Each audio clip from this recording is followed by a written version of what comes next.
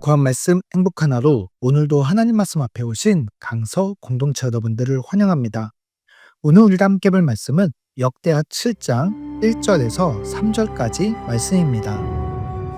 솔로몬이 기도를 마침에 불이 하늘에서부터 내려와서 그 번제물과 제물들을 사르고 여호와의 영광이 그 성전에 가득하니 여호와의 영광이 여호와의 전에 가득하므로 제사장들이 여호와의 전으로 능히 들어가지 못하였고 이스라엘 모든 자손은 불이 내리는 것과 여호와의 영광이 성전 위에 있는 것을 보고 돌을 깐 땅에 엎드려 경배하며 여호와께 감사하여 이르되 선하시도다.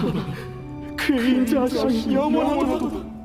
건축물이 완성되면 그 건물을 공식적으로 사용하기 위해서는 구청 등에서 사용 승인 허가를 받아야 합니다.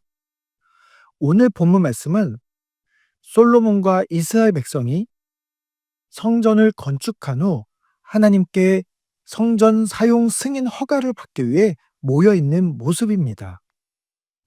먼저 솔로몬이 기도를 마치자 하늘에서 하나님의 불이 내려와 온 백성이 하나님께 드린 번제물과 제물들을 불살랐습니다. 그리고 하나님의 영광이 이 성전에 가득한 모습을 보게 됩니다. 그렇게 새롭게 건축한 성전에서 드리는 예배를 이제 하나님께서 받으신다는 승인 도장을 받는 순간입니다.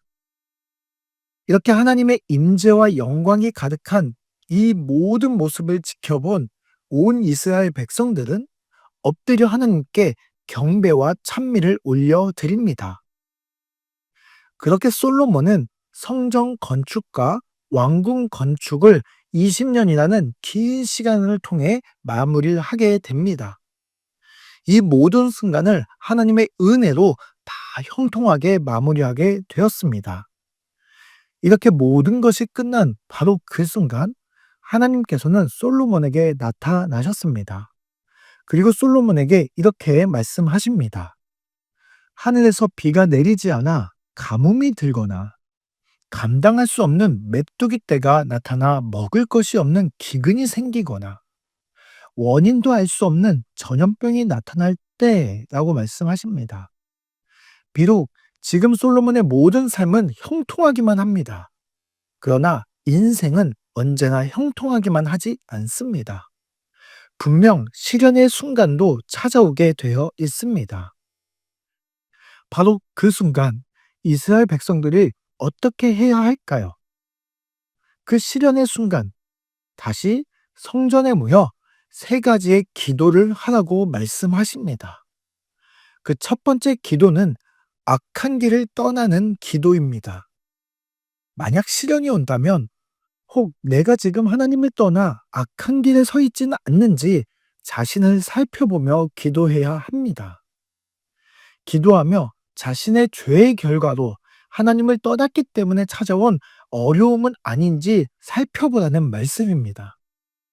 두 번째로는 스스로를 낮추는 기도입니다. 하나님의 자리에 자신이 올라가려는 그 교만한 마음이 자리 잡고 있지 않는지 자신을 살펴보며 기도하라고 말씀하십니다. 스스로를 낮추어 왕의 자리에서 내려와 하나님의 통치를 받는 백성의 자리로 돌아가라는 말씀입니다. 또 세 번째 기도는 하나님의 얼굴을 찾는 기도입니다. 이 말씀은 역대기 전체의 중요한 주제입니다. 여기 하나님의 얼굴을 찾으라라는 말씀은 다시 하나님의 뜻을 구하고 그분과 친밀한 관계를 회복할 수 있도록 기도 가운데 나아가라는 말씀입니다. 그렇게 하나님의 시련의 때가 찾아오더라도 성전에 나아가 자신을 돌아보며 기도할 때 하나님께서는 우리의 그 기도를 들으시고 죄를 사하여 주시고 그들을 고쳐주실 것이라고 말씀하십니다. 즉 하나님의 임재가 사라진 병든 상태에서 하나님의 얼굴을 구하면 하나님께서 고치시고 회복하여 주실 것이라고 말씀해 주십니다. 시련의 순간은 하나님이 그 어디에도 없는 것 같이 느껴지는 순간입니다. 그러나 우리가 겸손히 하나님의 얼굴을 구하며 기도할 때 성전은 하나님의 임재를 회복하게 될 것입니다. 그리고 바로 그때가 되면 하나님의 눈, 다시 말하면 하나님이 지키시고 보호하시는 그것을 다시 경험할 수 있게 될 것이라고 말씀하십니다. 또 바로 그때에는 하나님의 마음에서 전해지는 사랑의 마음을 다시 느끼게 될 것이라 말씀하십니다. 이처럼 성전은 단지 건물이 아니라 하나님의 임재를 상징하는 중요한 의미를 지니고 있습니다. 그러나 만약 하나님의 얼굴을 끝까지 찾지 아니하고 다른 신을 섬겨 하나님의 임재가 성전에서 완전히 떠나버리게 되면 어떻게 될까요? 지금은 비록 사람들의 눈에 화려하고 높임 받을지 모르지만 하나님이 떠난 성전은 하나님의 승인 목적에 맞지 않은 무의미한 건물이 되어 버렸기 때문에 하나님의 강제 철거가 이루어져 이 땅 이스라엘과 이 성전이 처참히 파괴될 것이라고 말씀하십니다. 바로 이 말씀은 바벨론이 침공하여 실제로 이루어지게 됩니다. 이스라엘 땅은 무자비하게 짓밟혀 황폐하게 되어버리고 성전은 처참히 무너져 내릴 것이라고 말씀하십니다. 지금 이스라엘 백성은 바벨론의 포로에서 돌아와 이 처참하고 황폐화된 모습을 바라보며 오늘의 이 말씀을 듣고 있는 것이죠.